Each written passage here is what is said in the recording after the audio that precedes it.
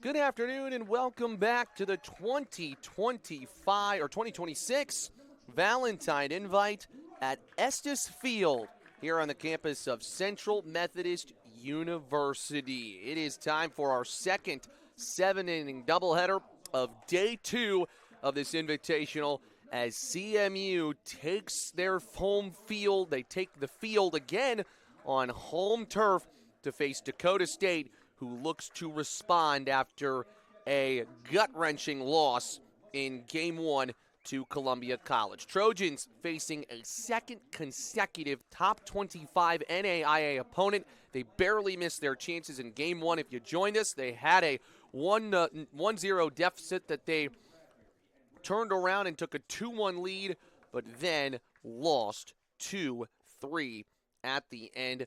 They stranded 9 runners on base in that game.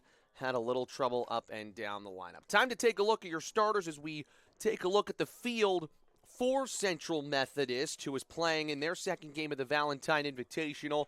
They did lose their first one to Columbia College yesterday, 9-7. So in the field for the Eagles, McKillop, Malzahn, and Weedy from left to right in the outfield.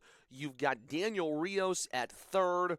Jordan Vasquez at shortstop. He'll lead off in the batting order. And then at second base, McKillop. So correction, you got Jocham out in left. And then our first baseman, Mitchell. Vosek is the catcher. And Gavin Whitehorse, the two-way player, is the pitcher. And the starting order for Dakota State is the exact same as it was in the first game against Columbia College. They go with the exact same 9 guys, which is kind of uncommon in a doubleheader. Rainey, Perry, Haller, DeMaria, Hogan, Denbor, and then Carroll, who had the big 2 RBI double in Game 1. He hits 7th and is the DH again. And Barfus and Vincent round out the 9. It's been an interesting season so far, to say the least, for Central Methodist. 2-3 on the year, but they have the best win in all of NAIA baseball right now. That incredible 4-3 victory over LSU Shreveport to stop what was a 50-plus game winning streak for the number 1 team in the NAIA, which is just incredible. It was a 65-game win streak, which ended in a 4-3 loss to CMU. Sort of a statement made by this team in that game. They got the game-winning run in the 7th inning. And again, that was a team that went undefeated and won the college baseball national championship in NAIA last year. The fact that CMU was able to do that was incredible. Since then, they are 1-2. They beat Science and Arts in the Cajun Collision as well. Losses, though, to Louisiana Christian and Columbia College, which was yesterday. So Whitehorse will get set for Connor Rainey, who was 1 for 4 in Game 1 earlier today. Still 9 hits for Dakota State against a very good pitching staff from Columbia College, but couldn't get anything going in the 7th when they were down 1 run. That was the only inning they didn't threaten. And they've had to face lefty after lefty after lefty. Whitehurst out of Chesapeake, Virginia, normally just a first baseman. He's going to play both ways today.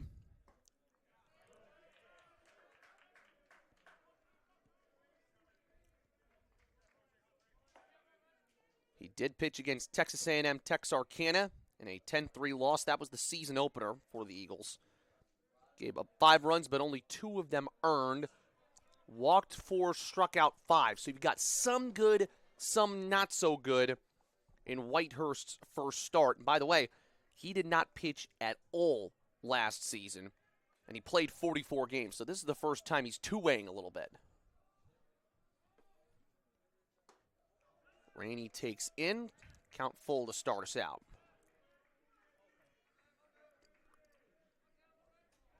This is the exciting thing about what a game like this can provide you, the Valentine Invite.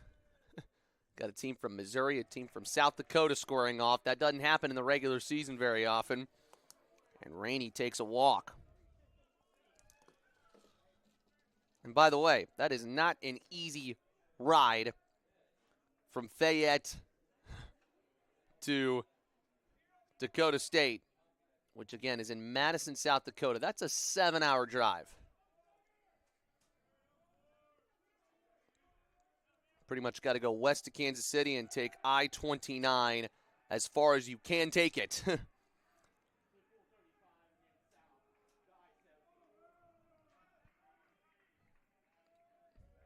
then you go a little bit farther north, you hit Fargo. Dakota State's on the southern side of South Dakota. Rainey's moving here, and he is safe after the throw from Vasek was just a little bit short. Or Vasek, rather. So that's something that Dakota State did not do at all in the first game, was move the runners. Did not even attempt a stolen base on Tyler Wren. That's whacked up the middle for a base hit. Rainey gets the wave around third. The throw from Malzahn is not in time. And Aiden Perry gets the Trojans on the board here in the first.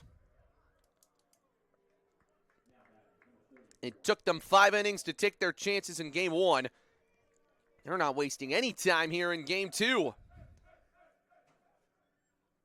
And that is the sign of a well-coached team that is able to reset mentally, take the positives from the loss to Columbia College earlier today, and respond. And here's the thing, it gets tougher for Whitehorse, because Haller has been great today, and DeMaria hasn't really gotten a hold of anything.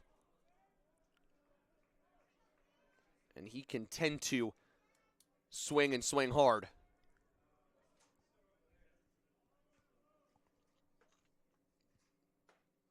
Haller takes strike two. Game was 2 for 4 in game one.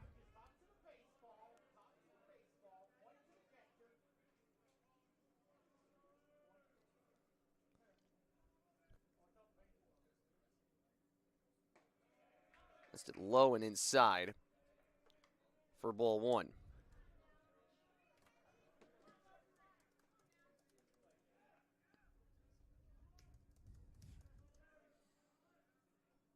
Cameron spelled C-A-M-A-R-O-N.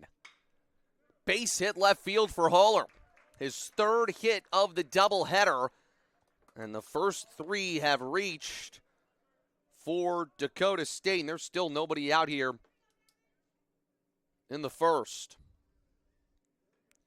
It goes to show you how good this lineup can be, how top-heavy it is at times as well.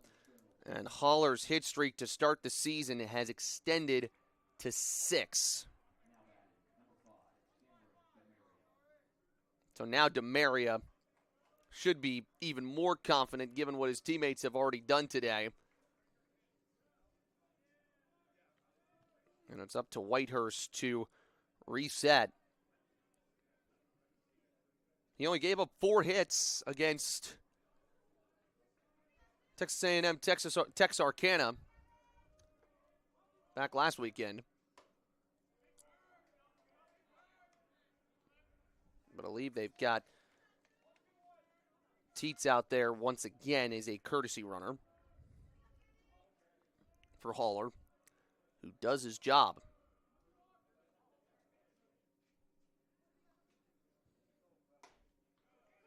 Called strike. Whitehurst has thrown some good stuff. This has been a contact hitting team in Dakota State, who's now 2-3 on the season after the loss earlier today. They played in some wild ones this year already at the Cajun Collision. Fouled off the mask of Vasek. They played against Park and won 2-1. They beat Louisiana Christian 5-4. Their 2 losses, though, this season were convincing in nature. They lost to LSU Alexandria 21-10. And then they lost to LSU Shreveport by 10. So both of these teams played the number 1 team in NAIA. DeMaria throws the bat at it. It's a pop-up to McKillop, the Iowa native. Makes the catch for the first out. A badly needed first out for Whitehurst as well.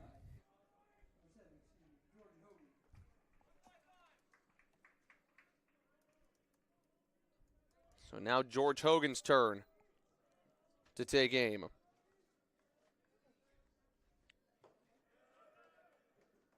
Whitehurst was a first-team All-Heart Conference last year. Before then, he went to Bryant and Stratton College, given his Virginia native, or his Virginian roots. But even at Bryant and Stratton, he didn't throw. So you got a guy here that's really not throwing a ton of collegiate innings that's being, I don't want to say thrown into the fire, but this is not his main asset to his game. This is a unique feature. Even some people in the press box were asking, wait, Gavin Whitehurst can pitch? That's how surprising it was. That ball is fielded in foul territory by Rios.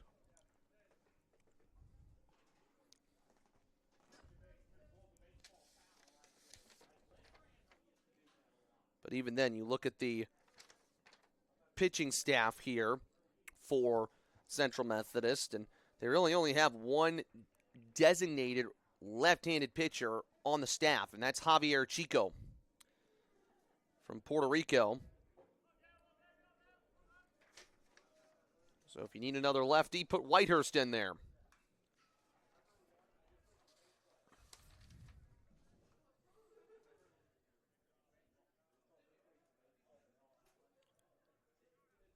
Hogan, an artificial intelligence major, works with AI. Foul ball out of play. He's a two-time All-State selection in Colorado, two-time All-Conference as well. Second season at Dakota State. Strike three called. Whitehurst froze him with the breaking ball. And that's been sort of the story for Dakota State today. Such great starts to innings, but they're unable to rally and string together hits and string together RBIs. That's what you need for big innings. So first strikeout for Whitehurst. He's been good at keeping any trouble off the base pads. Hunter Denboer to the plate.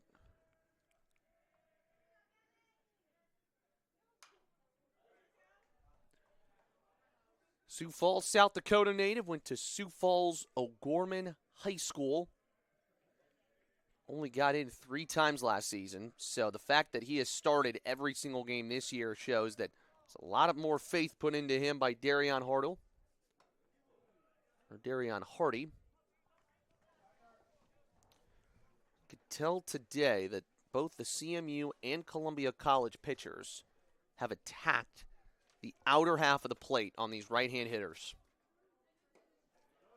Sweeping pitch there makes it 2-2. But if anything, they're not playing him on their inner halves. Trojans have not been able to turn on really anything today. 2-2. Chopper to third. Rios will back trot his way to the bag. And instead of tagging Perry out, he steps on the bag for a force out all the same. So an RBI from Perry puts Dakota State on the board. Happy Valentine's Day weekend, folks. We're right back after this on the Heart of America Conference Network.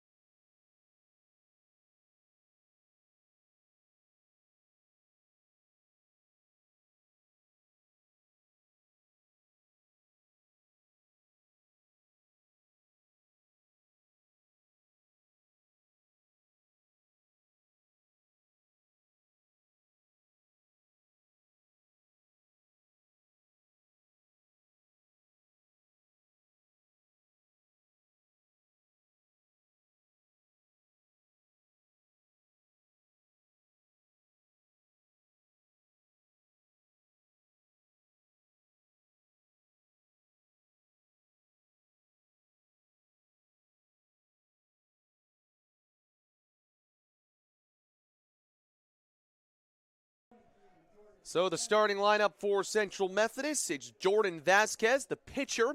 Gavin Whitehorse hit second. Daniel Rios will hit third, then Malzahn, the center fielder. Jokum is the cleanup man, or actually Rios is three. Malzahn is the cleanup man. Jokum fifth. Weedy, Mitchell, Vasek, and Landon McKillop to round out the order. They've got another left-handed pitcher to face today,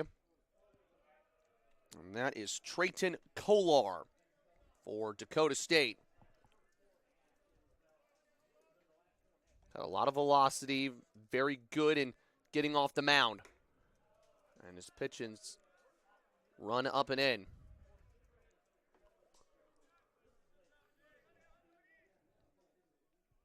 (6'3", 190 pounds from Ida Grove, Iowa.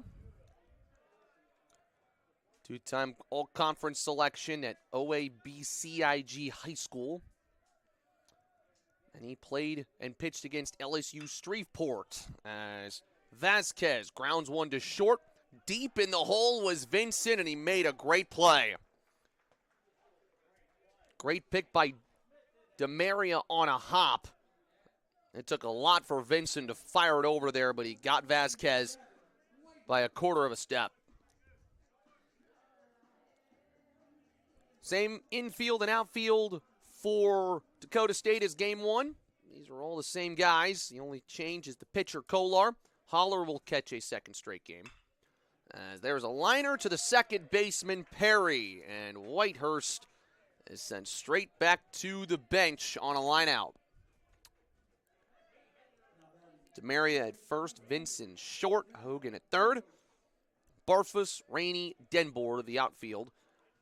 And while Kolar gave up 6 runs in 3 innings against LSU Shreveport, that's LSU Shreveport who we're talking about. And oh, Rios is hit by a pitch.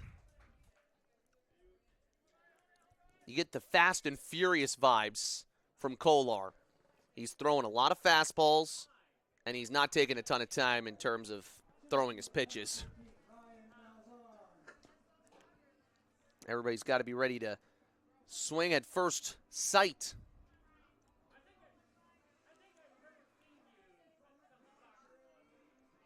So Ryan Malzahn will come to the plate. Started his career at Central Missouri, the other CMU, or I guess you could call it UCM, if we're being technical about it here in this state. Already 2 homers and 4 RBIs for him this season after 13 and 61 last year. This was the guy for CMU last season. Homered yesterday against Columbia College.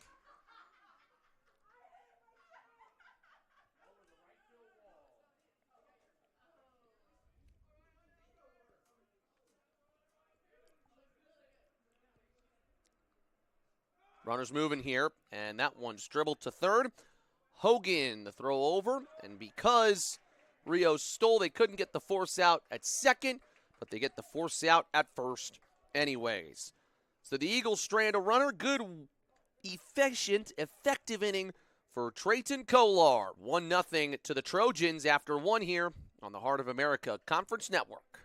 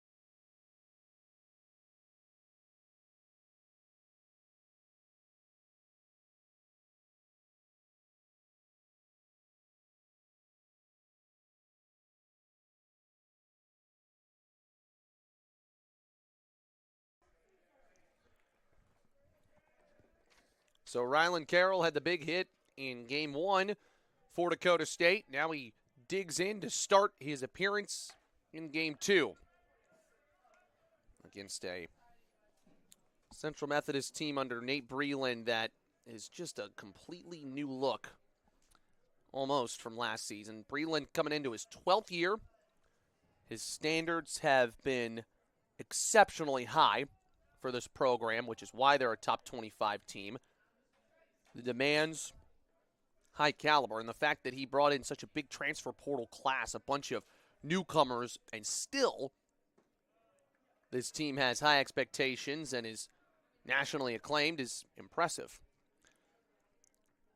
Talking with our producer in here today who's got a little familiarity with the CMU baseball program, and this team only has 3 returners in their starting 9, at least today.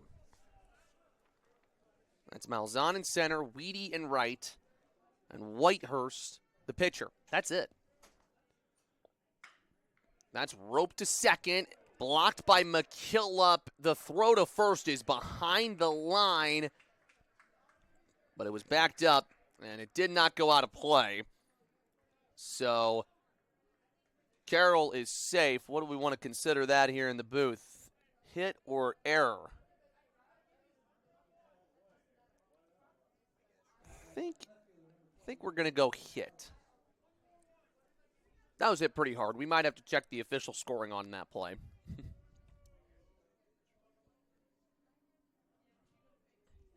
Fair play for McKillop in trying to at least keep that alive.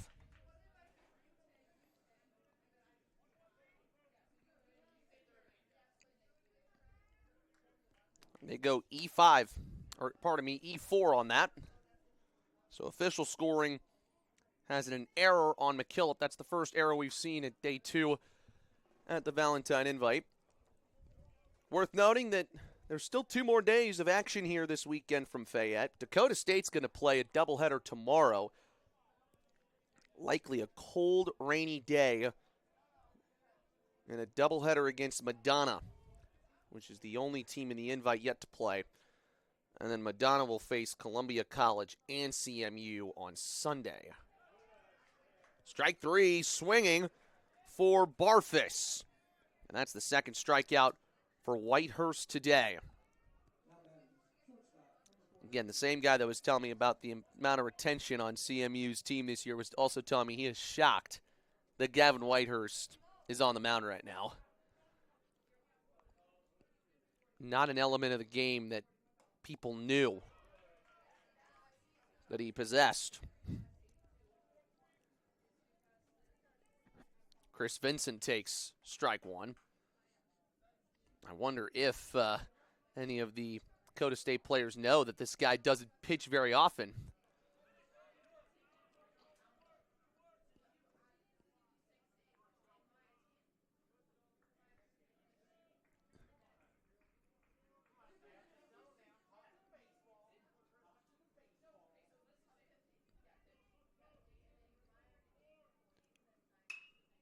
Hit well down the line and right, but that's going to hook foul. Vincent is originally from Lake Michigan College in Indiana. Or pardon me, in Michigan. Went to Lowell High School in Lowell, Indiana, so he's an Indiana native. He was 2 for 3 when the Trojans played LSU Shreveport. In game 1, he was 1 for 2, a walk and a single. So a guy at the bottom of the order that can provide a little bit of power on his swing. Well, he's a skinnier guy. You wouldn't expect it in that aspect. Swing and a miss. Strike 3. How about Gavin Whitehurst starting to deal? Little help from his field in this inning would be over, but still taking strikeouts when they count. And after that dangerous start where he started walk, single, single against the top 3 hitters in the order, got DeMary to pop out, and that really settled things down. Only 2 have reached base since. Interestingly enough, that's the same start that Dakota State was on the receiving end of in game one. Columbia College leadoff home run, and then they didn't have a hit after the first inning and still beat them. Rainey at the plate again. Showed a little bit of his speed after he walked and got to second base. That's probably why the Trojans scored in the first, although they got back-to-back hits after him.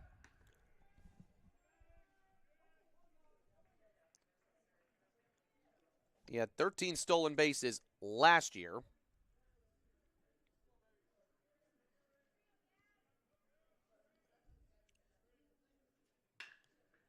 Grounded to short, and Vasquez over to McKillop at second to end the top of the second. Good work by Whitehurst. He's starting to settle in. Looks like it's going to be another close one from Estes Field. We're back after this. You're watching the Heart of America Conference Network.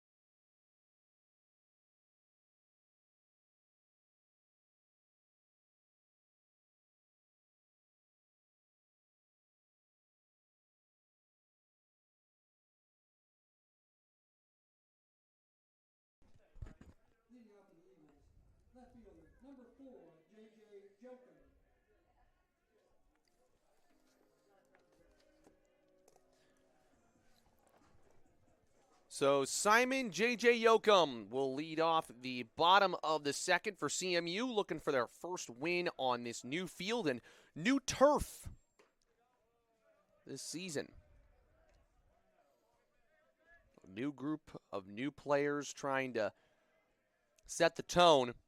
That's what you always want to do in January and February against unfamiliar opponents.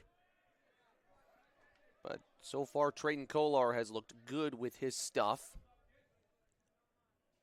Lefty versus lefty here. Jokum transferred him from Mississippi Valley State, D1 school. So far, he's got 2 home runs and 2 RBIs.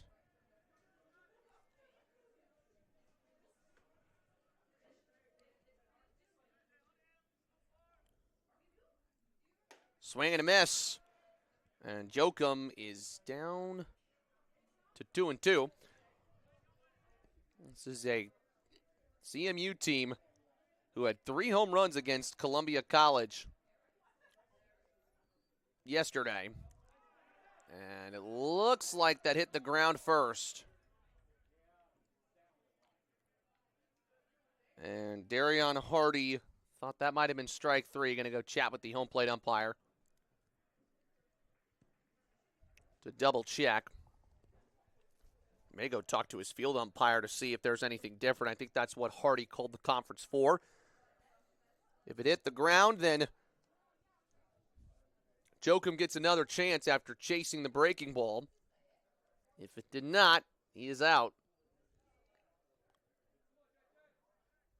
And looks like the original call will stand.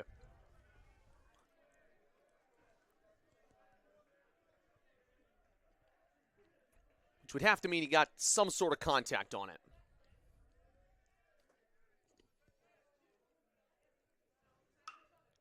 Ground ball to the right side, picked up by DeMaria, the first baseman. And so far, it has been smooth sailing for Trayton Kolar in start number 2 of his season. Here's Zeb Weedy, a guy who's got to sort of lead the way in terms of knowing the standard and returning from a CMU team that was good last year. He waves at a fastball for strike one.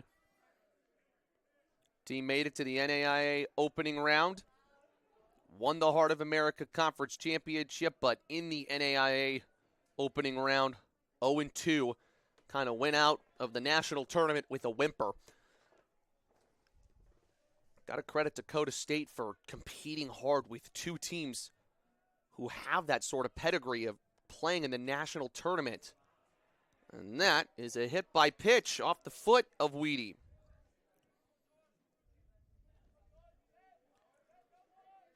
That's the only way CMU has reached base so far, is by being plunked. Rios was hit by a pitch in the first. Weedy hit by a pitch here in the second. And maybe a chance for Mitchell with his blazing orange bat to make an impact. Big lead for Weedy at first. And look at that toss.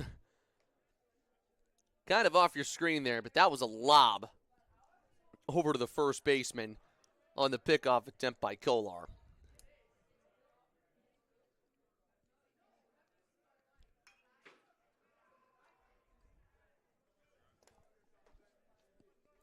We talked about the Eagles' power, and they've got a home run in 4 of their first 5 games, which is incredible. So they've got the power to really make other teams nervous. And a home run against LSU Shreveport. That's impressive statistic enough. Strike 2.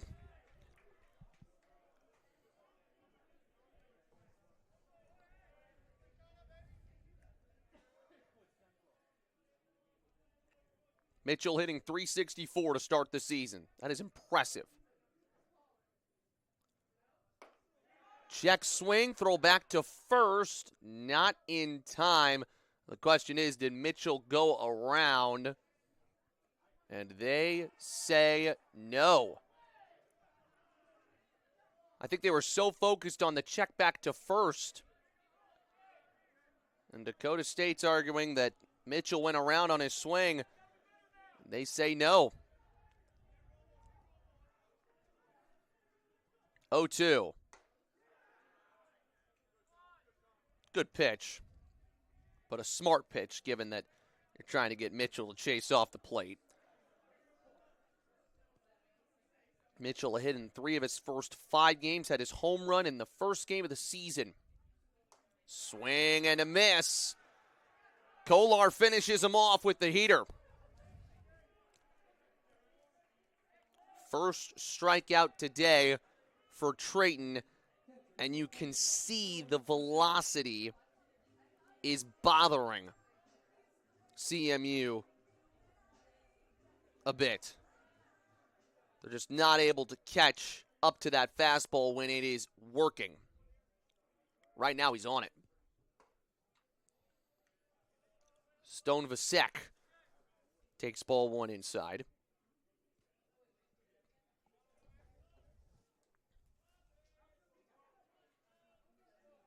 Been good behind the dish so far today. Can he do at the plate? Chopper to second, and Perry elects to make the play to first. 2 have reached for CMU, but they've not gotten any hits so far on Trayton Kolar, and no runs to show for it either. The Trojans hold a 1-0 lead after 2 on the Heart of America Conference Network.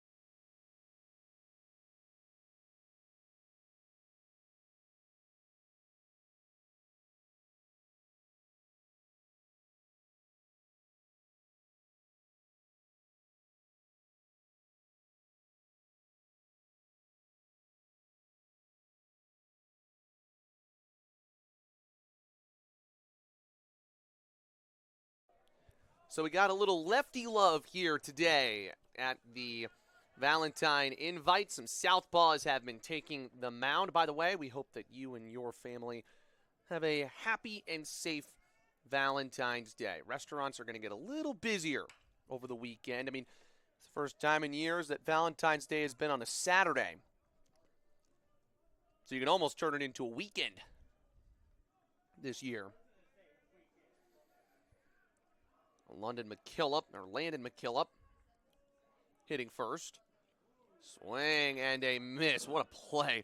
What a throw by Whitehurst, but the throw from Holler goes into right field on the drop third strike. McKillop is going to make it all the way to third. Correction, that is Perry who's going to stop there. An error on the catcher, Stone Vasic. Gets Perry all the way to third base. That was a weird throw up the line. Normally the catcher goes into fair territory to avoid any commotion or visual issues because the runner's not in his way. That time it just did not work out the way Vasek was hoping for, and just a couple of defensive miscues for CMU that are starting to wriggle their heads out.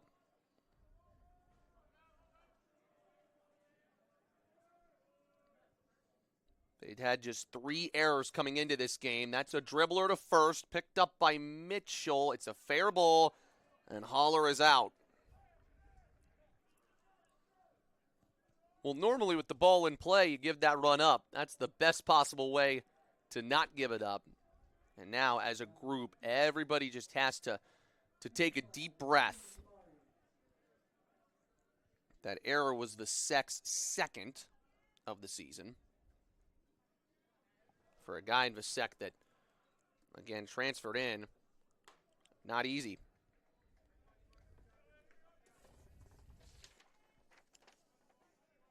He's at Fort Scott Community College last year, Vasek was, and didn't make an error behind the dish there in 26 games of action, but a lot of those were at first base as well.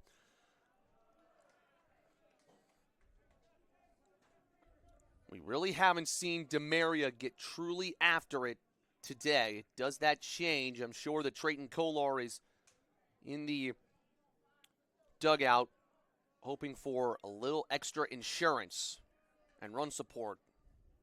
DeMaria rips it off the glove of the shortstop, Vasquez. That dribbles into shallow center field, and the run will score. And unfortunately for the Eagles, mistakes are building on each other here in the top of the third, and it's 2-0 Trojans. And if they play it cleanly, the inning is a 1-2-3 inning. Instead, 1 on with 1 out, as Hogan pops one foul.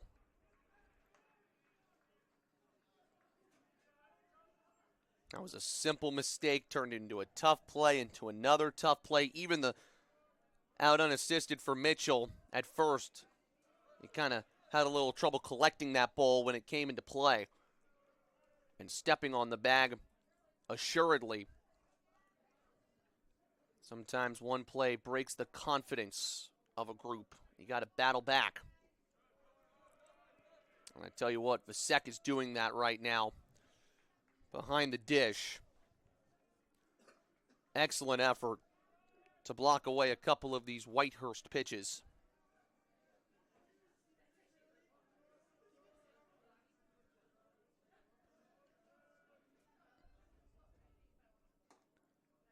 Caught the corner, 2-2.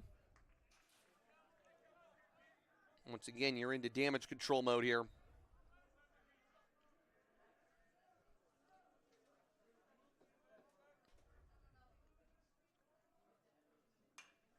High fly ball down the line and right. Weedy was way over on the pull, and it's a fair ball into the corner.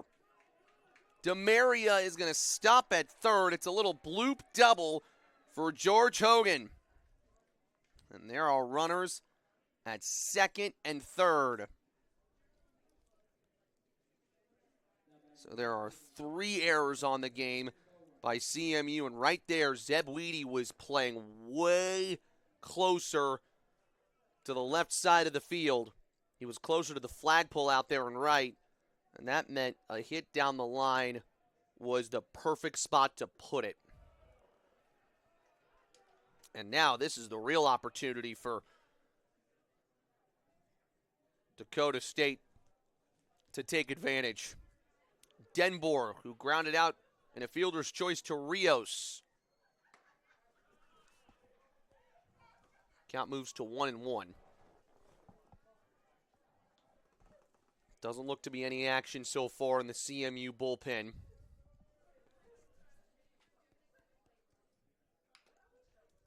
Foul tip 1-2. You love to keep it here and get this guy out at the plate at all costs. And then you got to deal with Carroll.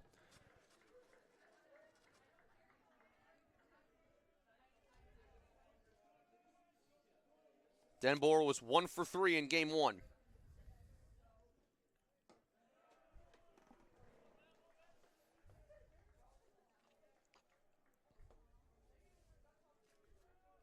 Feels like Central Methodist has to get some of that confidence back. Confidence where they hunted down the #1 team in NAIA and ended a 60-plus game winning streak last week. Pop up to right. Let's see how good of an arm Weedy has. He dropped it out in right field. He did not make the catch. Demarius scores. Hogan moves all the way to 3rd. And this inning has gone from bad to worse for Central Methodist. That's the 3rd error of the inning. 3-0 Dakota State. And now this is just a mound meeting to get everybody focused. Weedy was so focused, speaking of, in right field of making the throw home. He was so focused on that particular throw that you got to make the catch first. These are little things.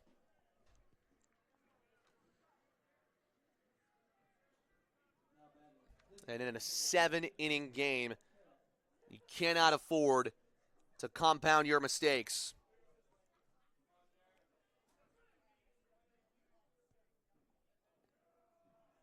So now Rylan Carroll backs with 2 runners on.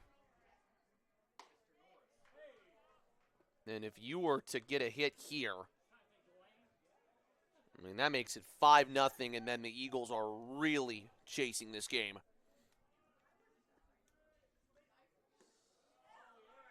And the good news is Vasek is blocking everything behind him. Here's how we got here. That drop third strike was a disaster. A throw over to first. An error by the catcher. It went all the way into right field. Perry made it all the way to third base on that play.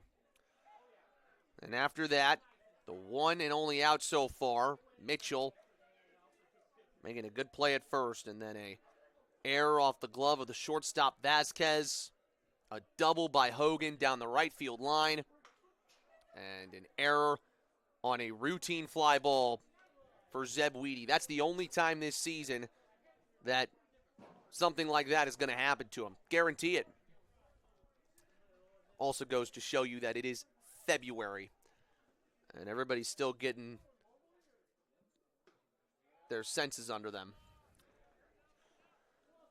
Full count here. If you wanted to set up the double play ball, you could. Gavin Whitehurst has had to work through this inning. Ground ball to short. Vasquez goes back to second. The throw to first is in time. But the throw to second wasn't really necessary because McKillop stepped on the bag but never tagged the runner, so they only get one out of that. So if you could believe it, that is a 6-4-3 force out, not a double play. This inning has gotten a little bit silly with what it's been. Barfuss grounds one towards Vasquez. The throw to first in time, and that is a great response from Jordan Vasquez after his error earlier in the inning. And while the Eagles struggled out in the field, they only give up 2, and the deficit is still very much within reach. Dakota State leads at 3-0 here. You're watching the Heart of America Conference Network.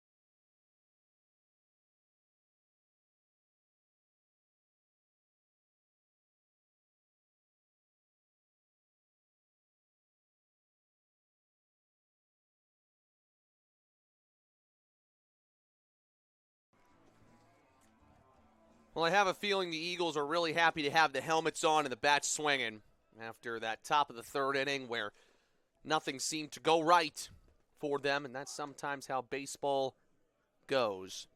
Landon McKillop is the 9-hole hitter. He leads off the bottom of the third. Iowa man has some Des Moines connections.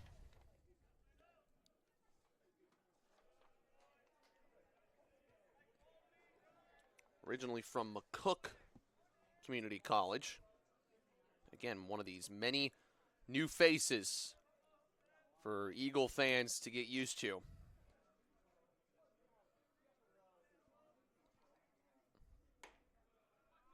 Strike one from Trayton Kolar. Again, who's looked effective in his first couple innings of work.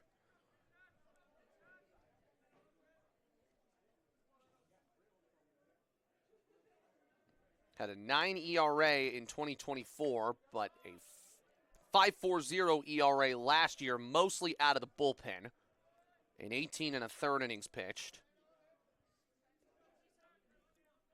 So he's looking today for what would be his second win of his collegiate career. And that is a walk to McKillop.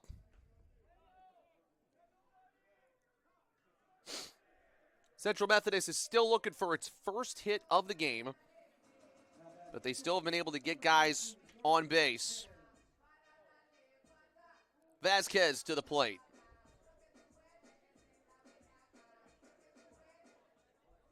He's got a lot of swagger. Had a good finish in the field there, sort of set the tone for others to follow for CMU. And this is a guy that head coach for Central Methodist, Nate Breland's got to be really pleased and very intrigued and excited about this season. He's already hitting .412. Chopper left side. Hogan to second for one. The throw to first is off the bag. So they get one but can't turn two. Credit Vasquez for running that out. Now we get to see Whitehurst do what we're normally accustomed to him doing. Now, it is worth mentioning he has had some troubles at the plate this season. He did pick up his first RBI against Columbia College. Lined out to second in his first at-bat today.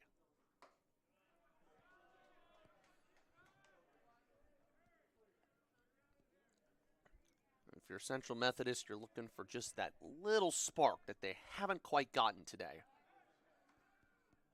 If anything, you want to make Dakota State pay for not doing more damage when they could have in the top of the third.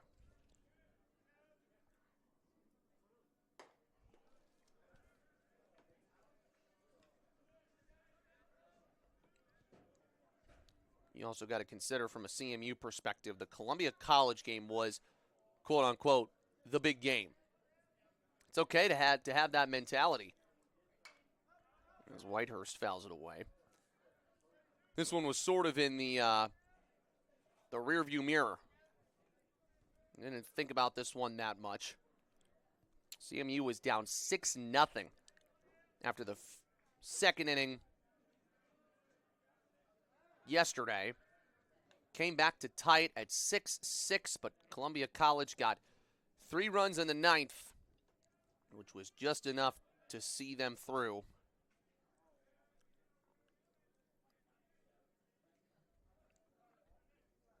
Runner moving here. Pitch is high. Throw from Holler to second is in time. Vasquez is caught stealing. Cameron Holler's throw on the money, and while Vasquez tried to swim the tag, it was applied perfectly by the shortstop, Vinson.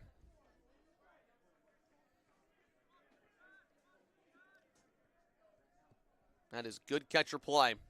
That's being ready because he didn't have to really deal with that at all in the first game, and Whitehurst strikes out swinging. Kolar and his defense really feeling it here in Game 2 for Dakota State. Trojans looking for a split on day 2 at the Valentine Invite. They're up 3-0 on the Heart of America Conference Network.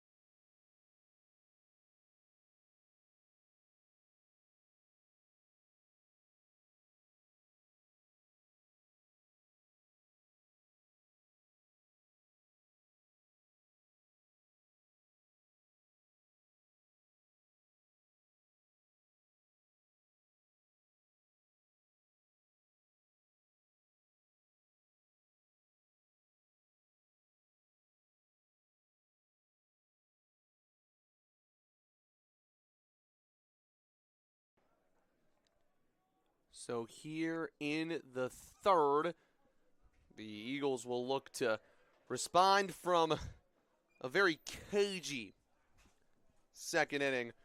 All things are rather a cagey third inning, all things considered. We're into the fourth here on the Heart of America Conference Network.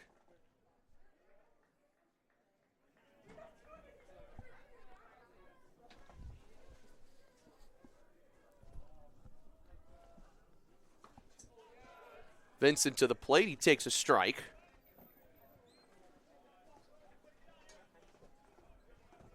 One and two on the leadoff hitter here. Vincent struck out swinging. One of 3 strikeouts so far for Gavin Whitehurst.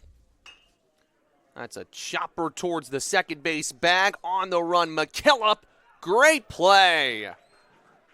Well, when you have a struggle of an inning like you did in the third, for your middle infield guys in Vasquez and McKillop to start making big plays, that is a huge boost.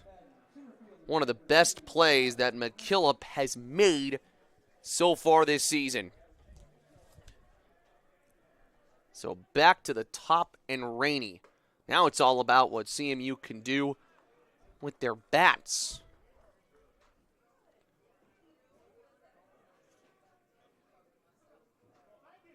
Like we said, Rainey out of Pflugerville, Texas.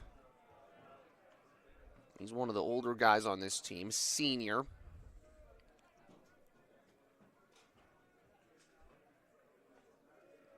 Played his career in Kansas and then came to Dakota State to finish it.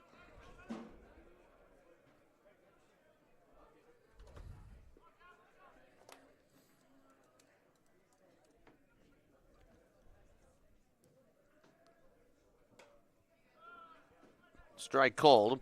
Rainey also had some time in the Western Canadian Baseball League for the Fort McMurray Giants. That was back last summer. He hit .206. To second and McKillop again. He's a guy that has played some summer collegiate baseball in his career. And he makes the second out.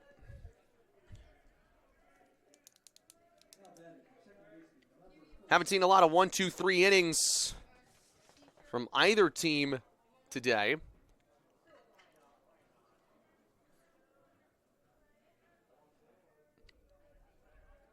Aiden Perry, technically 1 for 2. High fly ball out to center. Malzahn has a nice track on it and makes the catch. CMU responds with a clean 1, 2, 3 frame. Now it's time for the Eagles to get the bats going. Down 3 on the Heart of America Conference Network.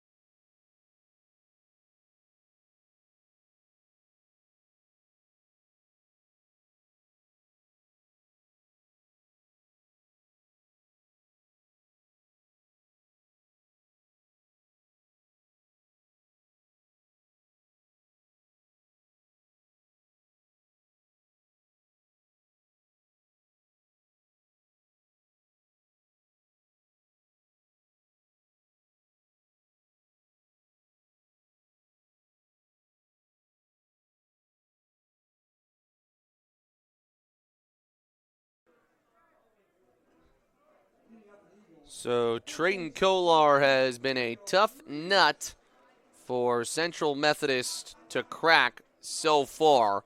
Again, still looking for their first hit against the junior, who's got a lot of confidence in being one of the best pitchers for this team. Heck, he pitched against the #1 team in the nation last weekend in LSU Shreveport. We told you that. He's got that Iowa toughness to him, and the way he pitches, you can see it.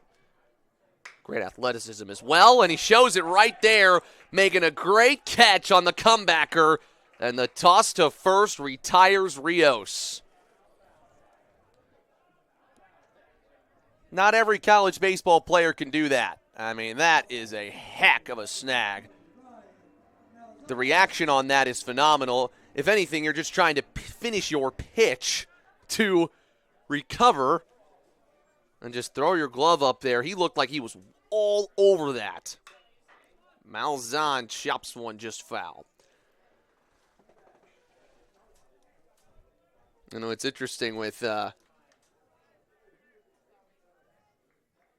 Trayton Kolar as well. You know, all these college baseball players, their whole lives don't just revolve around what's on the diamond. They got to do stuff off of it, and for Trayton Kolar, he works a little bit. He's a laborer for Midwest Industries. So he's kind of a blue-collar player on and off the field. We've been guessing he's probably sitting mid to upper 80s here today. That's what it feels like. Just got a wicked four-seamer that he places so well. And he has gotten ahead of a lot of hitters today. My producer said he might be touching 90 today. And he almost got strike 3 there on Malzahn, who grounded out earlier today in his first at-bat in the first inning.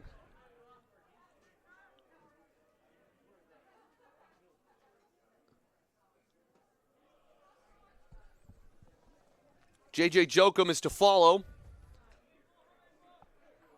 Talked about Malzahn being one of the few returners for this CMU team. A guy that can lead by example.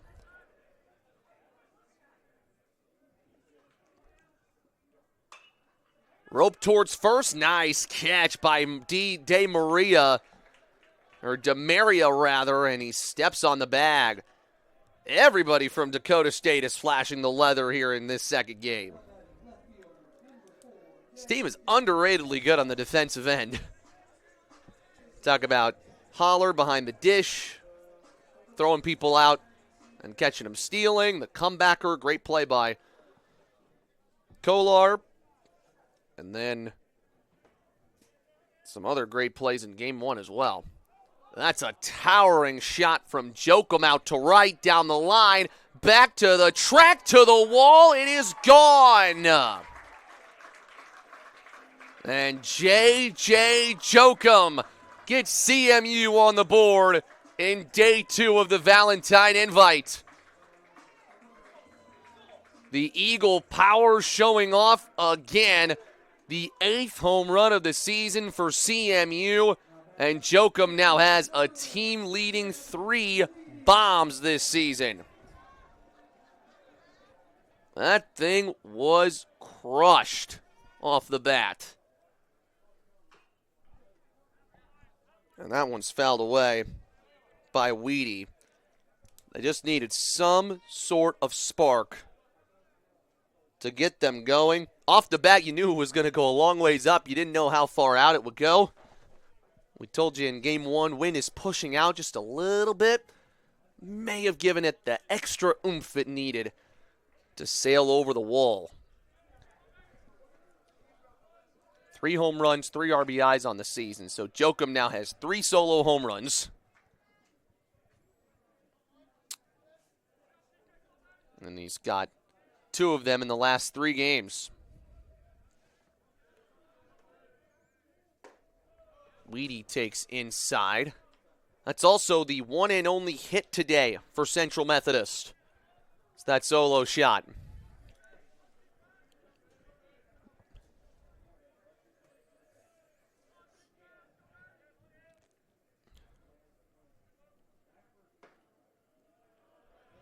Here's another stat to keep an eye on here today. CMU has scored 4 or more runs in every game so far this season. It's going to be really tough to keep this offense quiet if you're Dakota State. Can Kolar replicate his great work from the first couple of innings and keep that going here into the 5th and 6th innings?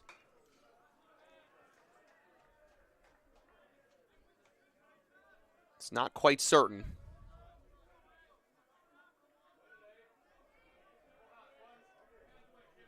Full count here, no one on for Weedy, who was hit by a pitch the first time up.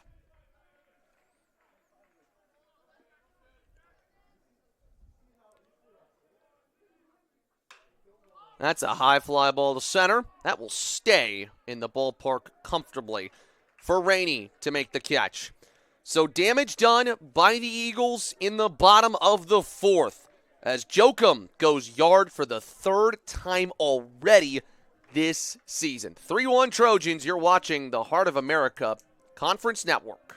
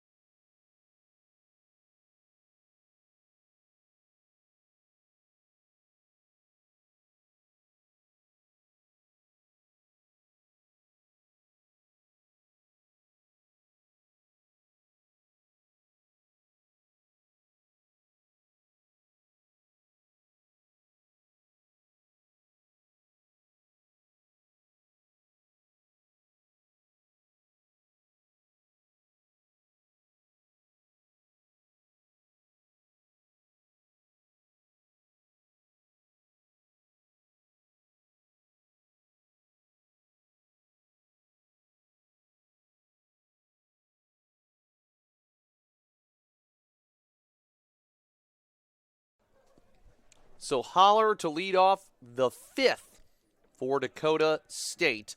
Trojans looking for a win over a ranked opponent for the first time this season. In a different position than they were in game 1. They've had a lead for the majority of the game. Now they just have to protect it. against a CMU offense that does not want to drop back-to-back games at home. It would also be 3 straight defeats for the Eagles since that, what will be a famous win against LSU Shreveport. Or actually, correction, that was their first one of the season, so it would be 1-3 since then because they beat Science and Arts right after that, the very next day.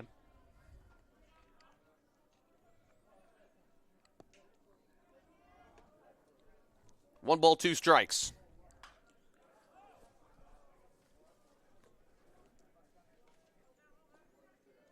Huller been good at the plate, been good behind the dish as well. Caught a runner stealing earlier today.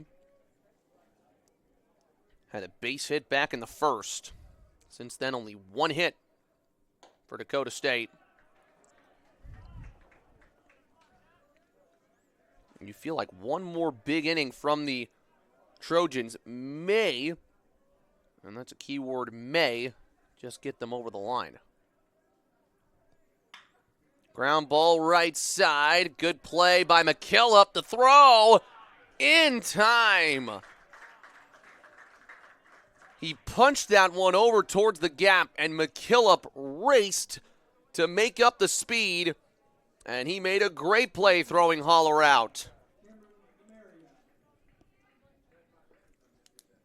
That is 2 consecutive innings where Landon McKillop at second base has made an awesome play. I mean, Gold Glove level stuff. And now this one sent high in the air to right. Weedy takes 2 steps over to his left and makes the snag. So how about that? Here's an interesting statistic for you. You remember that ball that Zeb Weedy dropped in the 3rd inning? It plopped right out of his mitt and allowed a run to score, the difference run right now. Well, the defense has cleaned things up because before that hit right there by George Hogan, 6 straight were retired. So that ends the streak. Hogan's now 2 for 3 and has really swung the stick well today. But the field, kind of in that mound visit, almost everybody reset themselves. Infielders have played great since then. Maybe in the 3rd inning, that hit from Hogan could have been a double. They're just a step sharper.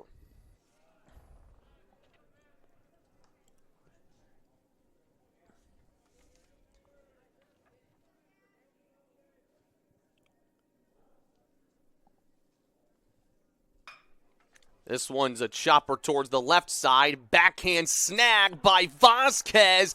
And a throw that is on the money. The shortstop and second baseman for Central Methodist, Vasquez and McKillop, are balling on the defensive end as well. Great plays, and no one scores for Dakota State. Eagles look for more runs on the board next on the Heart of America Conference Network.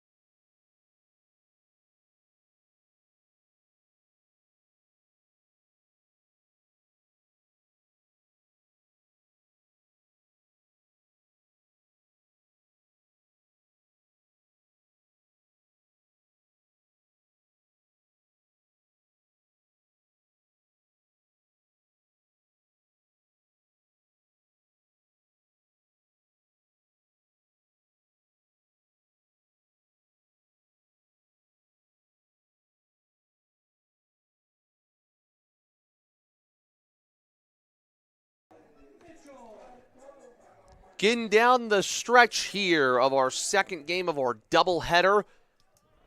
of the second day of the Valentine Invite. Matt Clark, thanks so much for joining us, and a big thank you to everybody on our production crew.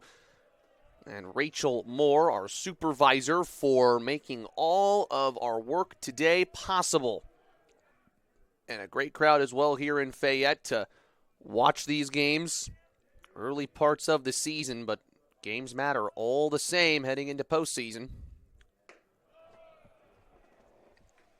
And right now, Central Methodist trying to sort of repeat what they almost did yesterday against Columbia College, which was come back from a deficit. They never led against the Cougars. They'd like to finish out with a win here. Kolar back out for the fifth. And a strike fired into Mitchell. This is the bottom three of the Eagles' border, 7, 8, 9. Mitchell struck out swinging the first time up against Kolar. 3 balls, 1 strike here. CMU has yet to get the leadoff runner aboard in 3 of the 4 innings. So they did get a leadoff runner on in the third. Then he was out on a fielder's choice. No one made it in scoring position in that inning. And they'll have a leadoff runner on here in the fifth. Maybe it's not too early to say that the tying run is going to come to the plate. And Stone Vasek.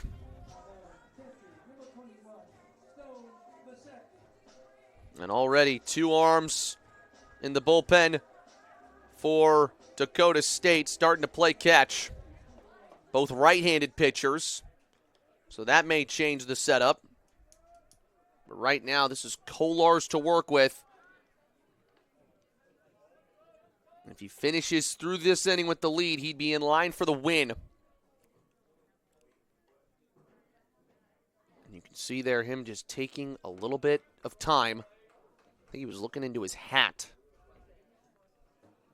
I don't know, for a sign or maybe just taking a deep breath in a personal moment. This has been a great start for him up to this point. The Steck showing bunt, lays it foul. So you can see the thought process there from CMU.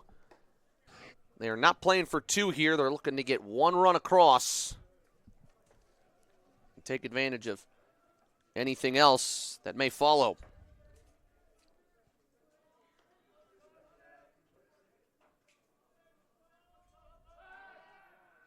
Check back to first on Mitchell. Actually looks like in that stretch, CMU went with a pinch runner over there at first for Sean Mitchell.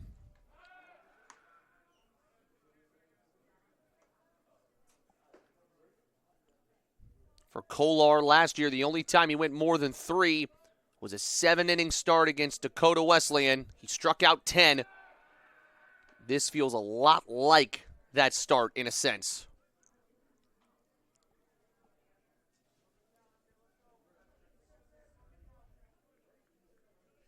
It's the only time he's gone more than 3 innings in his career. That's a ball outside, 1-1.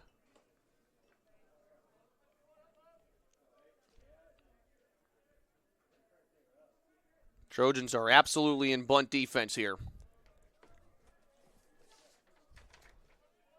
I think that's Justin Smith pinch running.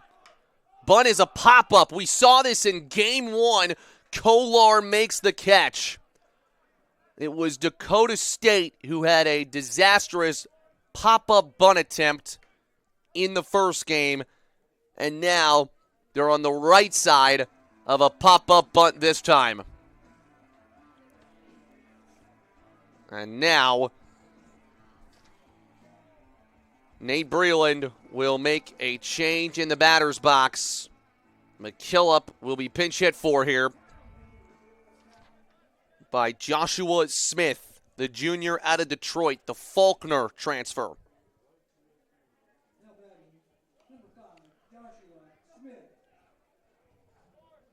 So Joshua Smith to the plate here for CMU.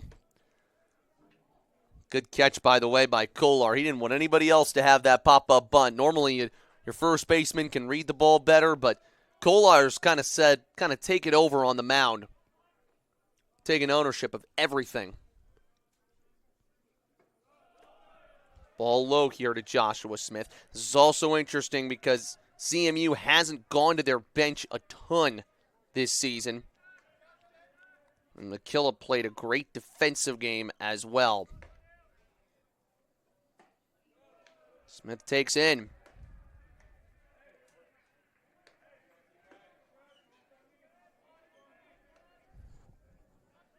I believe he is the twin brother of Justin Smith. So twin on first, twin brother at the plate. 2-1.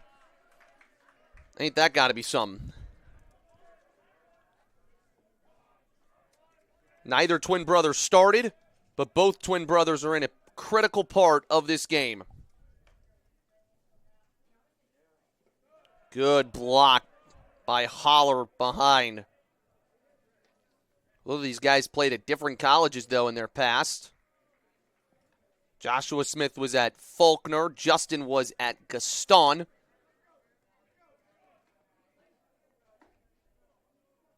Joshua Smith yet to get a hit this season.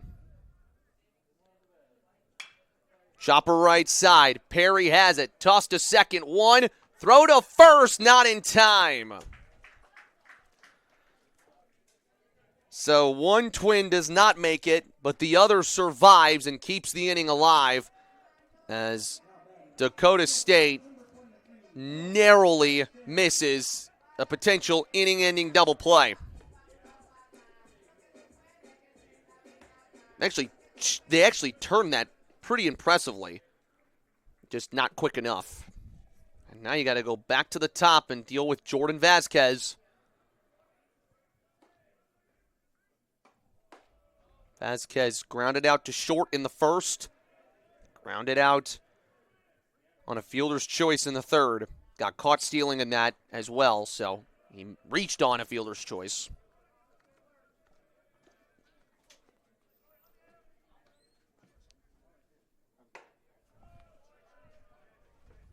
Outside 1-0.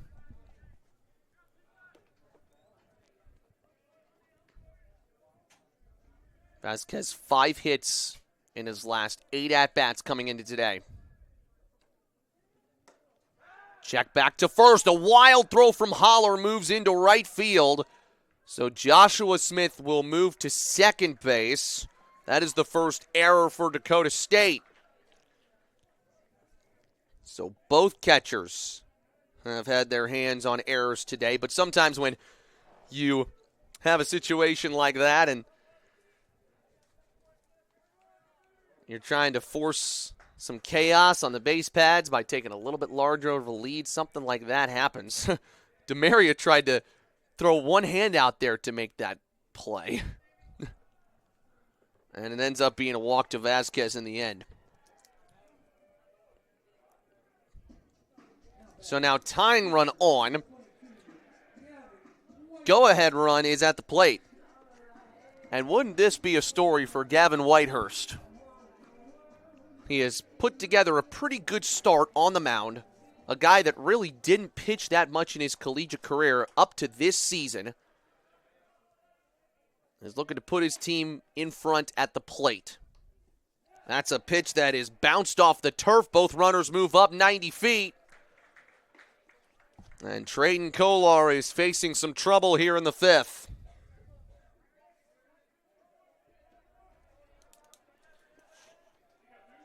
Base hit likely ties this game up. And now you wonder, how much time does Kolar have left? Could be the at-bat that defines the game.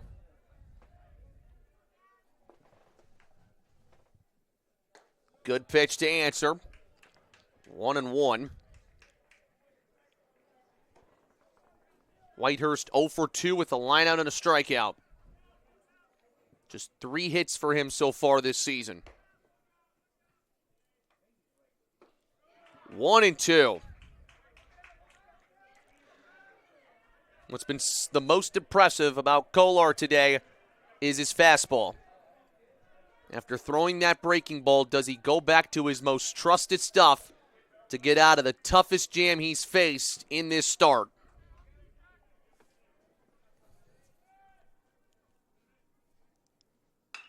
Ground ball to short. Nice scoop by Vinson and an easy throw to first. 5 strong innings for Trayton Kolar. He's pumped up as he heads back out to the dugout. 2 Eagles are stranded in scoring position, and the Eagles still trail by 2 on the Heart of America Conference Network.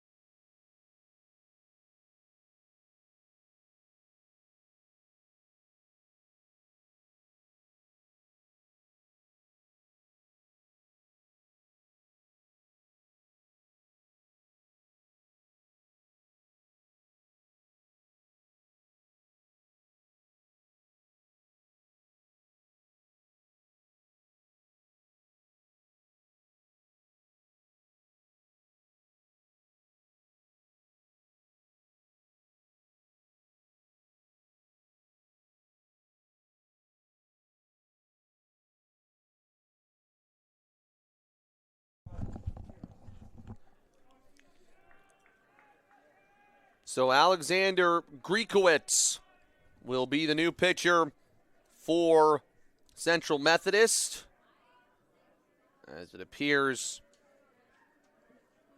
that the starter Whitehurst could only go 5 today. Good 5 as well. He'll move to the DH spot, so nothing changes in the field either. McKillop stays at second, even though he was just pinch hit for. Griekowitz from Bryant and Stratton College. There is strike 1.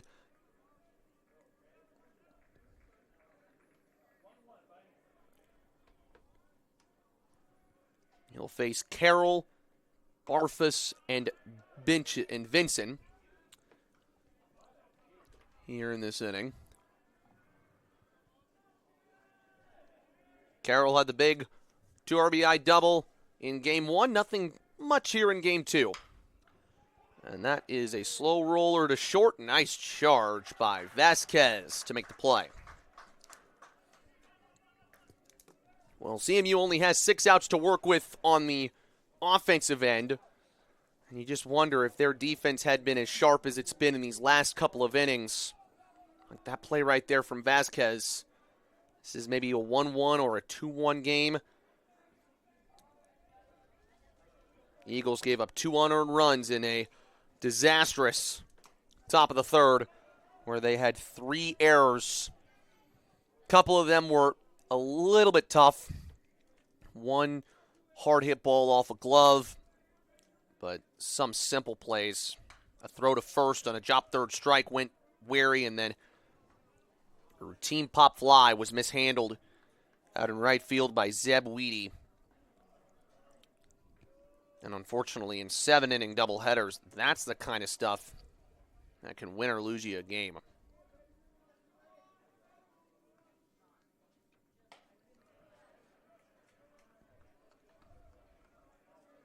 Be interesting to see if they try to go with Kolar again in the 6th. Bullpen is currently dormant for Dakota State. By the way, the numbers on Griekowitz, just 2/3 of an inning pitched so far this season. That came against Columbia College yesterday, so they're using the right-hander for the 2nd straight day. Gave up 1 hit, no runs. First appearance of the season. Liner is caught by Mitchell at first.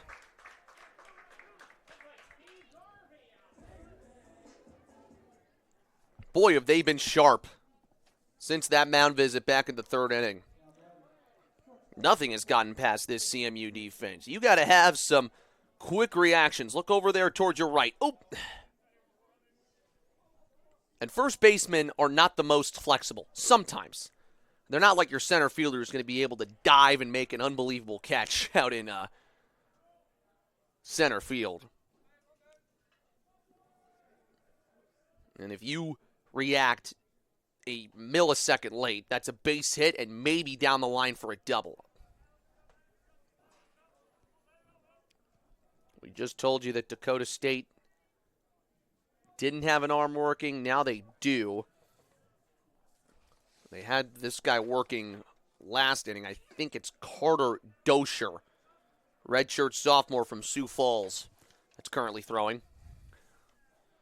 Question is, will Darion Hardy turn to him here in the 6th? Vinson's got a 3-1 count to work with. As a reminder, Dakota State will be back here tomorrow for a doubleheader with Madonna University. Not the singer, I promise. And Griekowitz allows his first walk of the season. Madonna is a school in Michigan. The Crusaders, they will play 2 on Sunday, the Crusaders, and 2 tomorrow. Out of Livonia, Michigan.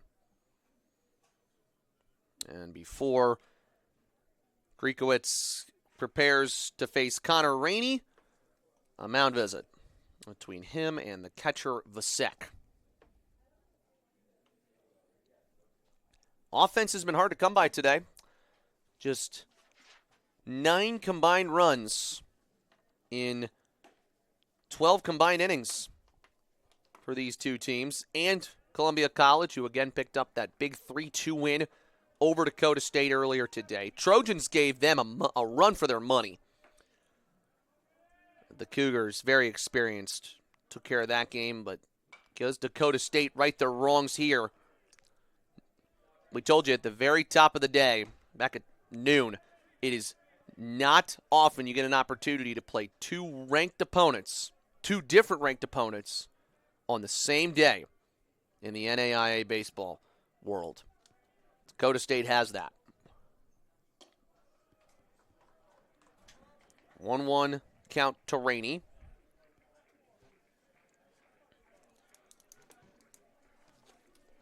CMU will have 3-4-5. Rios, Malzahn, Jokum, who had the solo home run for them. That's who's due up.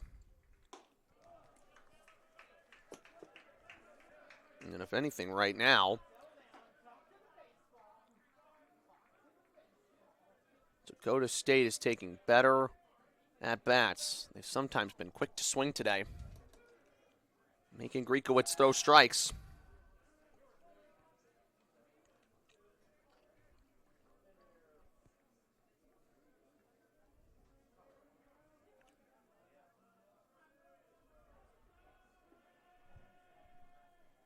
Two one. Smoked up the middle, base hit. The first hit of the inning for the Trojans and the first of game 2 for Connor Rainey. He is now 2 for 7 on the day in the leadoff spot. And now Aiden Perry, who's had quite an interesting day at the plate. RBI single back in the first, then scored in the third after a drop third strike calamity. And he flew out to center in the fourth. That run at second base right now in Vinson feels big. Feels like a good chunk of this game hinges on if Dakota State can get another one across.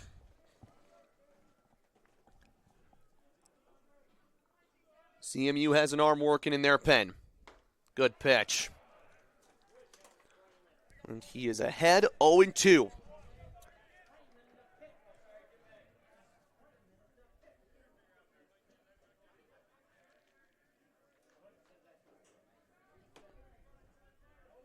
To Perry. High fly ball to center, but straight at Malzahn for out number 3. We go to the bottom of the 6th. Eagles dodge a bullet in the top half and keep this at a 2-run game on the Heart of America Conference Network.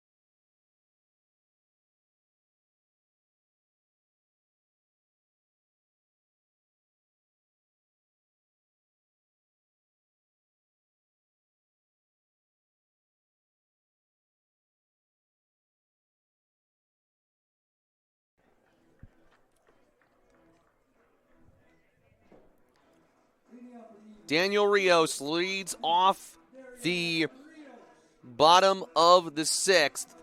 The Puerto Rico native, originally from Cerro Coso Community College, looking to continue to get up to speed here in the NAIA.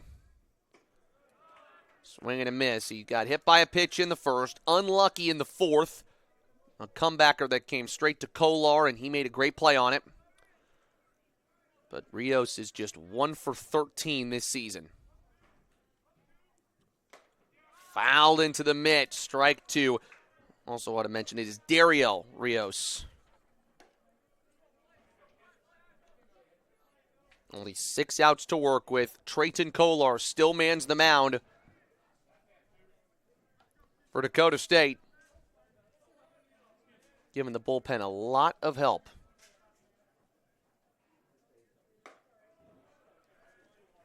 You wonder, that fastball that's been sitting at 80, 90 has had such good speed, such good direction. Can he hold on to that here in this inning?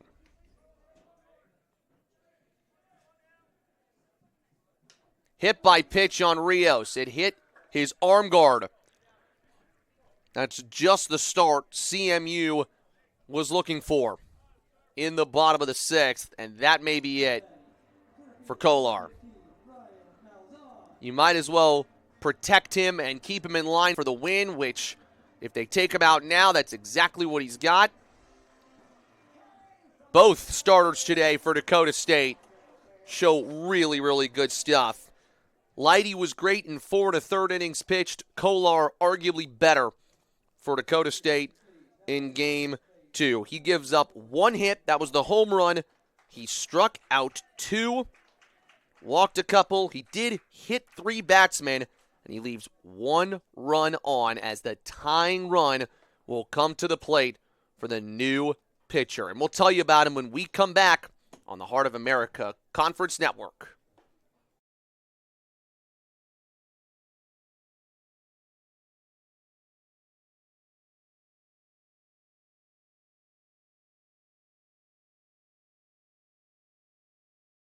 No matter where you are in your educational journey, Central Methodist University is here for you. With CMU, you can learn on our beautiful campus in Fayette, Missouri, earn a degree completely online, or attend classes at one of our many statewide sites. Whichever path you choose, you will get a quality education that will prepare you for the future you envision.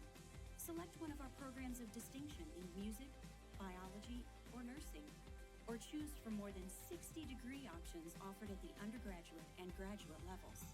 And if you decide to join us on campus, you will be able to take advantage of all the university has to offer, including dozens of clubs and organizations, a robust student life, and top-notch NAIA athletics.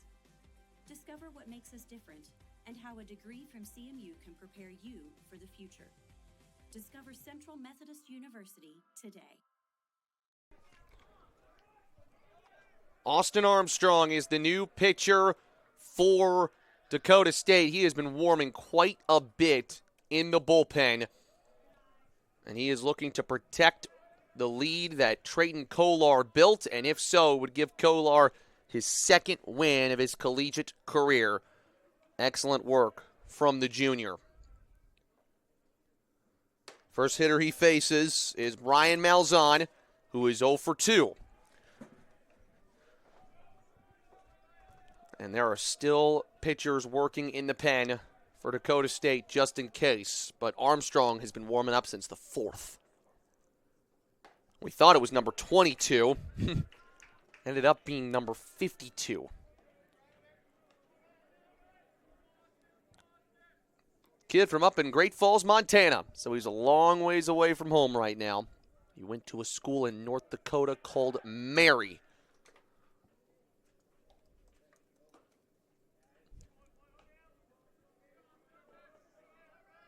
Armstrong, 2/3 of an innings pitched against Louisiana Christian, got both batters that he faced out and recorded a save. And right now he is behind in the count to Malzahn, 3-1.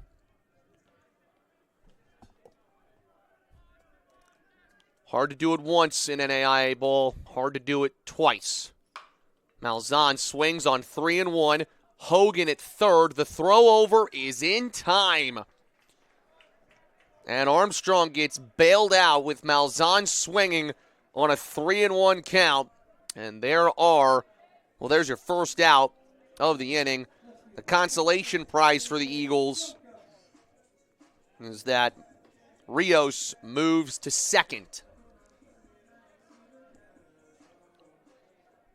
So Simon J.J. Jokum, who had the solo home run, leads the team with 3 home runs right now. Good block there by Haller.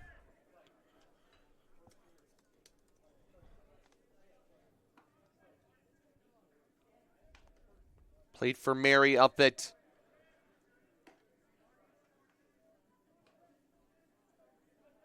Lincoln, North Dakota. That's where Austin Armstrong is from. He was also playing for the Great Falls Chargers back in the day. Hit down the line and left, hooking foul.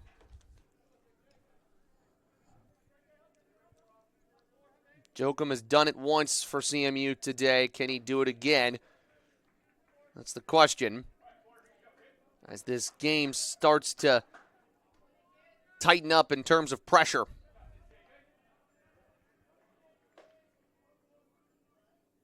Jokum swings and misses. It's a 1-2 count.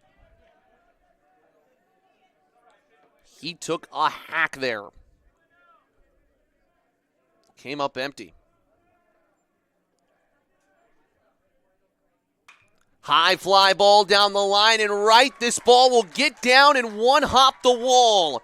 Rios is charging around third. The throw to the plate is way off the line. And J.J. Jokum has made it a one-run game. Well, he missed the fastball he should have had earlier in the count. He did not miss that one on 2 strikes. Blasted that one all the way to the warning track. And he represents now the tying run for Zeb Weedy. What a chance for him to break out of an early season slump.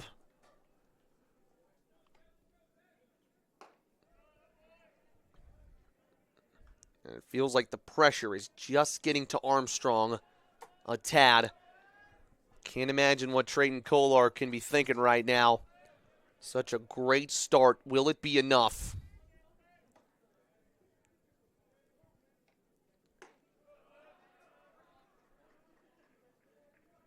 And we're just talking about how the pressure is rising. Well, now it's getting up towards the mountaintop. Moments you live and die for as a player. All these guys trying to prove themselves on this level. Good pitch. On the money on the corner.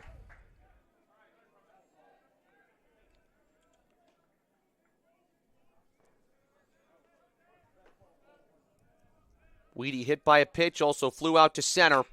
He ropes that one to short. Good play to stop it by Vincent, and they cannot turn the double play, but they get the out at second. Man, tough luck for Weedy.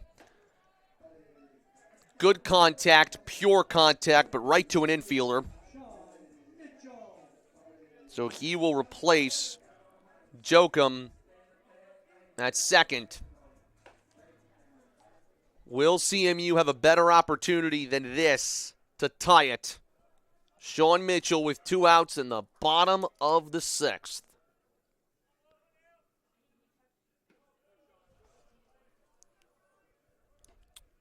A lot of adjustments having to be made for the Eagles hitters with the change in velocity. It's about down 10 to 15 miles an hour here.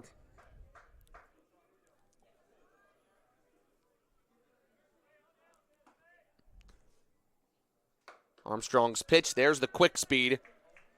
So he can put it up there. A guy that can change speeds like that, impressive. 1-1.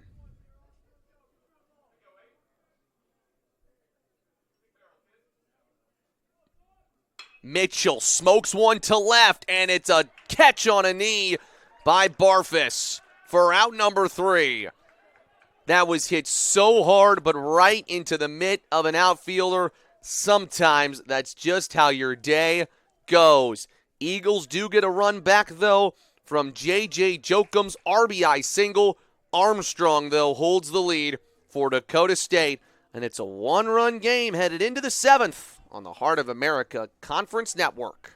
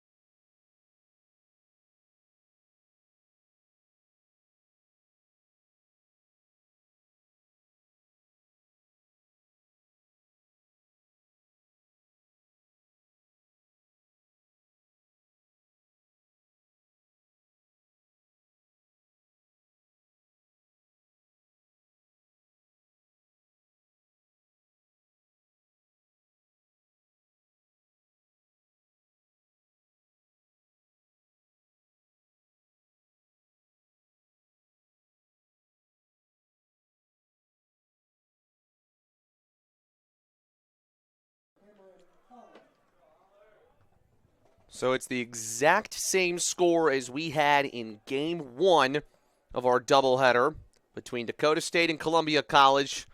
Instead of being down 1, though, the Trojans are up 1 here in the 7th. In a game they have not trailed in another tight, cagey affair. It almost feels a little like playoff baseball, and we're not even close to May and June right now. Not in the slightest. Holler 1 for 3 in Game 2. And Griekowitz remains on the mound here for Central Methodist. Big question likely is where does Dakota State go from here? I'd imagine they will try to go to their bullpen to close it out, although that's a very strong inning from Armstrong in the 6th. And if so, Kolar's going to pick up the win, and it will be well-deserved. Just 2 hits today for CMU, both of them from Zeb Weedy.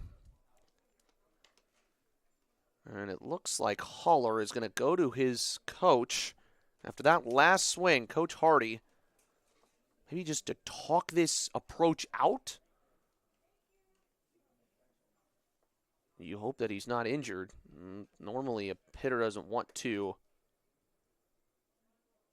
go and talk to his coach mid-at-bat. So on a 1-2 count, Haller steps back into the batter's box. You need him for the 7th inning to catch, so you hope that that was just a conversation of, hey, what do I do with this pitcher? Haller takes off the plate. He looks pretty strong and quick and pep in his step up there on the plate, but you never know. And there is ball 3 low. If anything, maybe he's just taking these pitches for the sake of taking them. As you know, if he walks, he's going to be courtesy run for. Last plate appearance of the day for Haller. And he grounds one to short. Vasquez right there, and he throws on the money to Mitchell. 1 out. Just when you thought there was any problems with him or his speed or anything like that, nope. Ends up just being a routine ground out for Vasquez, who's been very good in the field in the second half of this game.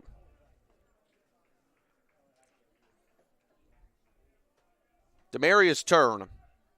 He is 0 for 3 today. However, he scored after reaching on an error.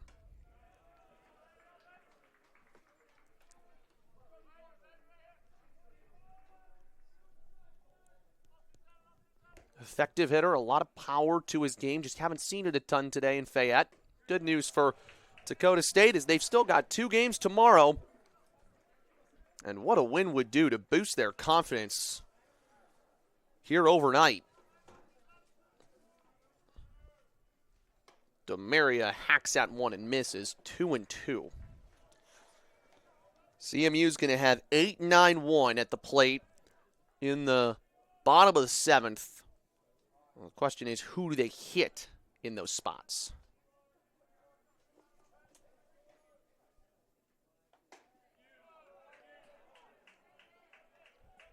And you would think at times that the team that played the doubleheader would have a little more tire, a little more fatigue at this spot. It doesn't feel like that, though, right now. Demaria pops it up. That's going to get out of play. It's just the one game today for CMU. They don't have to play a doubleheader in any day of this weekend invite. At times today, they were a step short. And by the way, that's with the lines having such a fine margin, you know. Demaria, ground ball to short. Vasquez there deep in the hole again. He has been so good today. Back-to-back groundouts for Dakota State. And now Hogan, who's looking to become the one and only hitter today for any team to have a 3-hit day. He'd be the first. Takes strike one on the outside corner. The big difference in this game right now is the pesky 4 that you see next to CMU's name in the error department. And you just wonder if Zeb Weedy would have made that catch. How does this game differ? You probably don't have an extra run coming across. That's down the line and right and out of play. 1 ball, 2 strikes. If anything, it's just up to the Eagles to make it up in the 7th. You'd imagine they'll have a pinch hitter in there at some point, put all the power they can at the end of this game.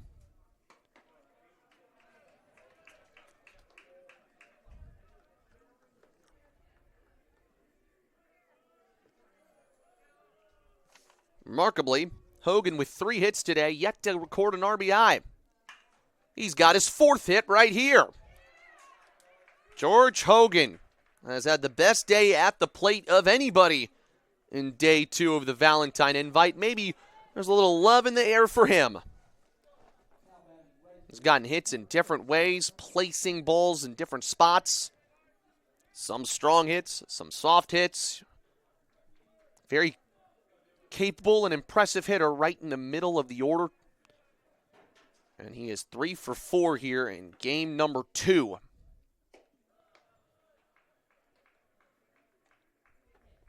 Great moment for Hogan, who came into the weekend 2 for 13 on the season.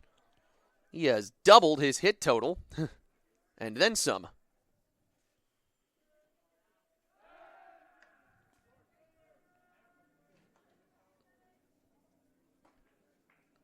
You look back to his work that he had last year, 1 3-hit game in his freshman year. It was at Sterling, or his junior year, sorry. It was at Sterling. He went 3 for 5 that day, March the 1st, with an RBI and a double. And a 2-0 count to Denbour. And the last thing CMU would want to do is give up an insurance run when they had 2 outs and nobody on. That is an avoid at all cost kind of thing. That one's out of play. I will say, during our doubleheader, we haven't really seen a ton of foul balls go out behind the third baseline. And that's where all the cars are, which is nice. I mean, there are times when a foul ball will go towards the parking lot and someone's going home with a broken windshield. This one skied in the infield. Vasquez is under it and seals it for out number 3. What do you got, CMU, in the bottom of the 7th? Eagles desperately trying to avoid back-to-back defeats at home to start the 2026 season. They're down 1 with 3 outs to work with on the Heart of America Conference Network.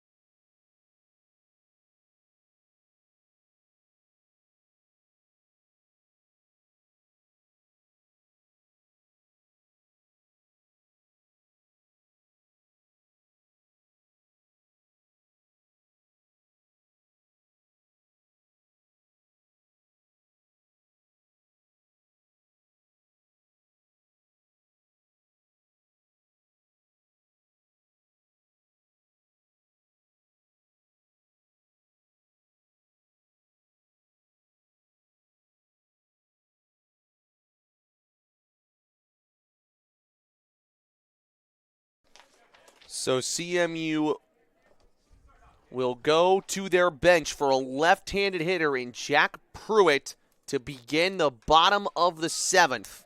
He will pinch hit for Vasek and potentially take his place in the order because he is a designated catcher. Senior out of Cairo, started his career at MACC and made the move just a little tad southwest to Fayette.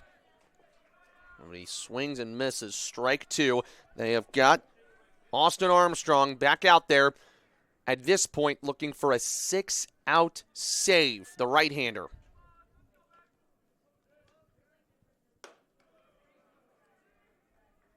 Throwing a lot of heat early on to Pruitt. I think sensing that He's unable to catch up to it.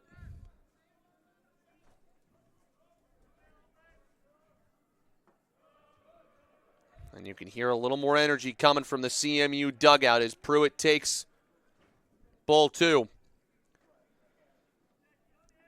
Pruitt got one hit in his lone pinch hit appearance, an RBI against Columbia College, but he strikes out to start the bottom of the 7th. Armstrong looked in complete control on that AB. So now McKillop only came to the batter's box once today. A walk in the 3rd inning. Dakota State 2 outs away from a split against 2 ranked opponents today. McKillop lines one to second, but Perry couldn't hang on to it. It is an error. Tying run aboard for the Eagles. And they have life.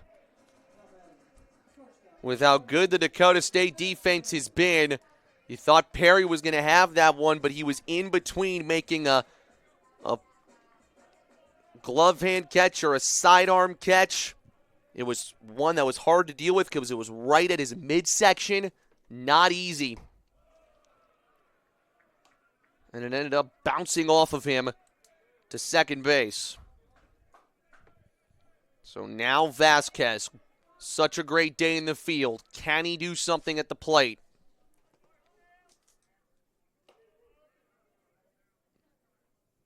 Swing and a fly ball to left center field. It will drop for a base hit. Tying run into scoring position. Winning run at first. First player not named J.J. Yoakum to get a hit for CMU today. And now you have to ask yourself, if you're Darian Hardy, are you sticking with Armstrong here to try to get you this save? Or do you go to your pen?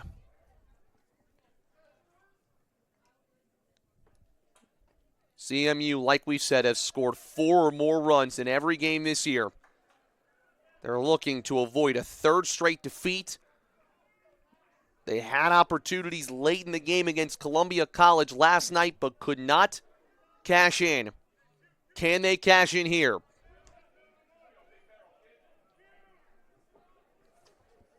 The starting pitcher turned DH Gavin Whitehurst with 2 on and 1 out. Strike 1. What a great 2 games we have been treated to on this Friday afternoon from Fayette. Good block there by Haller. Got to keep everything in mind. Do not want a wild pitch to move the runners across. You want to keep this at a double play ball if you can here at Dakota State.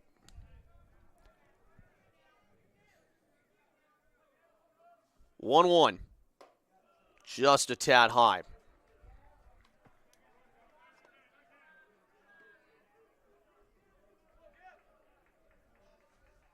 Pretty regular setup here, infield and outfield for CMU. Whitehurst tips it into the catcher's mitt. 2-2. Dariel Rios is on deck, but he has just 1 hit this season. Whitehurst to effectively save himself from taking the loss in this game. Full count.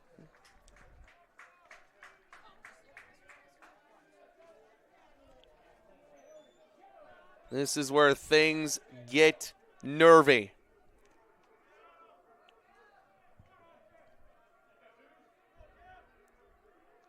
Loudest we've heard it at Estes Field today. Whitehurst grounds it back to the pitcher. Throw to second, 1. Throw to first. Double play. And the Trojans win it. What a way to end it as Dakota State wins their first game over a ranked opponent in the NAIA this season. Armstrong to Perry to DeMaria to finish it. And CMU has taken back-to-back losses at home by a total of 3 runs. Trojans are fired up, making a 7.5-hour trip down I-29 and then across I-70 to play some of the best teams in the Midwest in the NAIA. They lose by 1 in Game 1. They win Game 2 by 1, and both were the same score. Our final from Game 2, Dakota State 3, Central Methodist 2. So many talking points before we go. Just to point out, great start from Trayden Kolar. He picks up the win. 5 innings pitched, just 1 hit allowed, 1 run scored. And then a great day at the plate for George Hogan. He goes 3 for 4. Aiden Perry with an RBI single, which was huge down the stretch. But if you are CMU, you got to go back to that 3rd inning where you had 3 errors and gave up 2 unearned runs. And the second unearned run ends up being the difference maker. But big shout out to JJ Jokum for a 2 for 3 day with a home run and 2 RBIs. Dakota State back to 500. They are 3-3. They will play Madonna in a doubleheader here in Fayette tomorrow. If you're coming to that one, bring your raincoat. And CMU will play on Sunday against Madonna in the final game of the Valentine Invite. That'll be a 9-inning game, I believe. Actually, a 7-inning game that will start at 2:30. Final score once again from Game 2 of the Valentine Invitational on Day 2 here from Fayette. Dakota State 3, CMU 2. Our big thanks to our incredible production crew, our entire staff here at Central Methodist, including our producer, Rachel Moore. For all of them, I'm Matt Clark. Happy Valentine's Day, folks, and we will see you here tomorrow for more CMU baseball action from the Valentine Invitational. Till then, you've been watching NAIA Baseball on the Heart of America Conference Network.